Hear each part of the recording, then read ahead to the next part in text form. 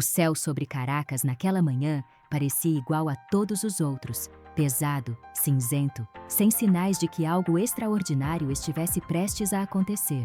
Nas ruas, vendedores montavam suas bancas, ônibus lotados seguiam seus percursos e milhões de pessoas repetiam a mesma rotina de um país acostumado à escassez, à instabilidade e à incerteza.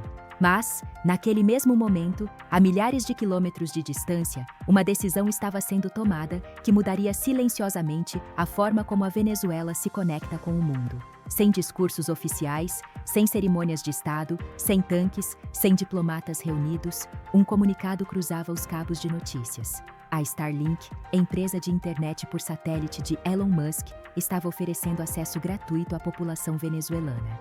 A notícia, em sua superfície, parecia quase técnica, um gesto humanitário, um avanço tecnológico. Mas, ao se aproximar, ela revelava camadas muito mais profundas, misturando geopolítica, disputa de narrativas, interesses estratégicos e o destino de um país que há anos se tornou campo de batalha entre projetos de poder globais. O que parecia apenas uma inovação no setor de telecomunicações, rapidamente se transformava em mais um capítulo da crise venezuelana. Segundo a cobertura da mídia de centro, a medida foi apresentada como uma resposta direta à deterioração extrema da infraestrutura de comunicação do país.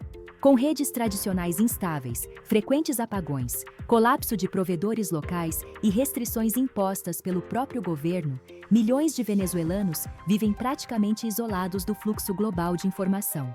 A Starlink, com sua constelação de satélites de baixa órbita, ofereceria uma solução imediata: conexão direta com o espaço, contornando cabos, torres e sistemas sob controle estatal.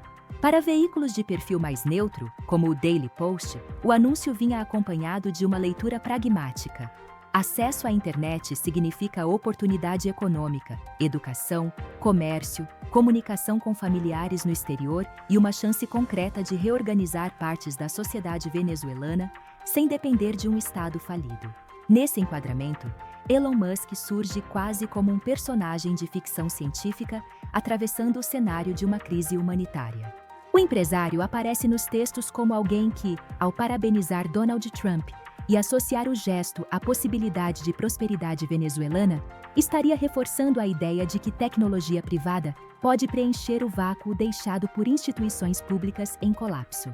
A narrativa de centro, portanto, constrói um quadro onde o avanço técnico oferece esperança, ainda que envolto em disputas políticas inevitáveis. A leitura da esquerda, porém, acrescenta outro tom à história. Para veículos como o Siasat, a gratuidade da Starlink não pode ser dissociada do histórico de intervenções externas na Venezuela. O gesto é interpretado como mais uma ferramenta de pressão indireta sobre o governo de Nicolás Maduro. Não se trata apenas de ajudar cidadãos, mas de criar uma infraestrutura de comunicação fora do alcance do Estado venezuelano, minando sua capacidade de controle interno.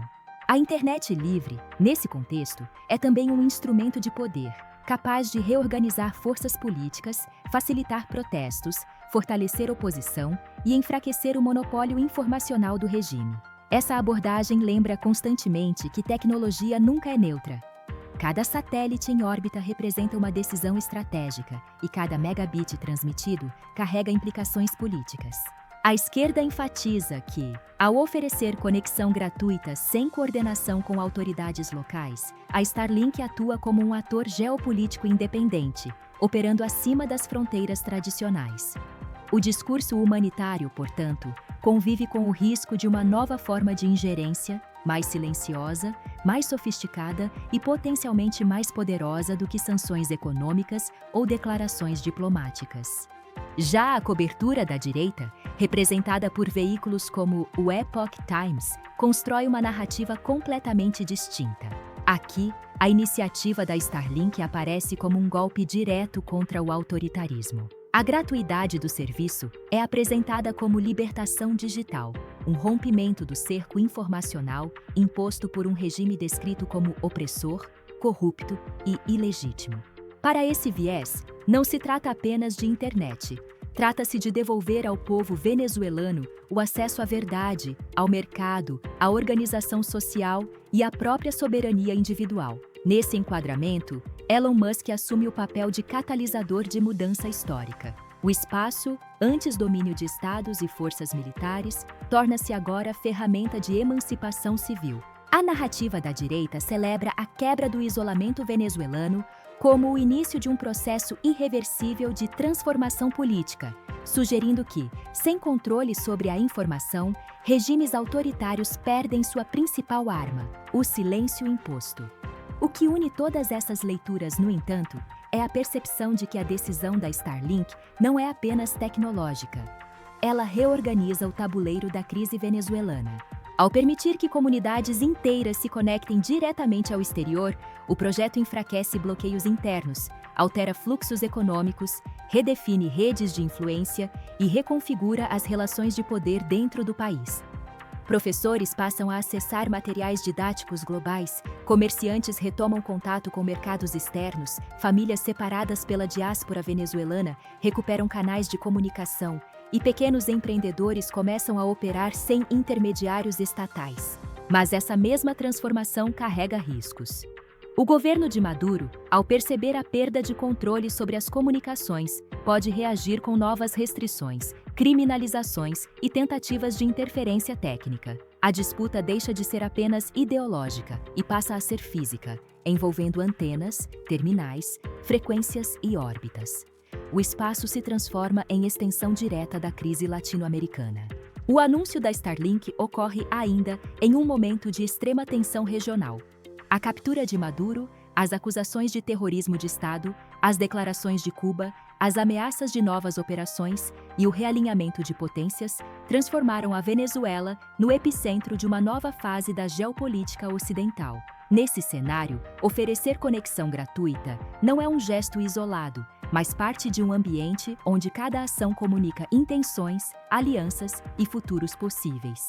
Ao final, o que se desenha não é apenas a chegada de uma tecnologia revolucionária, mas o início de um experimento histórico. Um país em colapso passa a se conectar diretamente com o mundo por uma infraestrutura fora do controle do seu próprio governo. Isso nunca aconteceu nessa escala. Não há manuais, precedentes ou garantias sobre como esse processo termina. Talvez a Venezuela encontre, na órbita silenciosa de milhares de satélites, uma ponte para a reconstrução econômica e social. Talvez o regime reaja com novas formas de repressão. Talvez o país se torne laboratório de um novo modelo de influência internacional, onde empresas privadas disputam espaço com estados na definição do destino das nações. Enquanto isso, sob o mesmo céu cinzento de Caracas, uma antena é ligada. Um sinal sobe, atravessa a atmosfera, alcança o espaço e retorna carregando algo que a Venezuela perdeu há muito tempo. A sensação de que, apesar de tudo, o mundo ainda está ao alcance de um clique.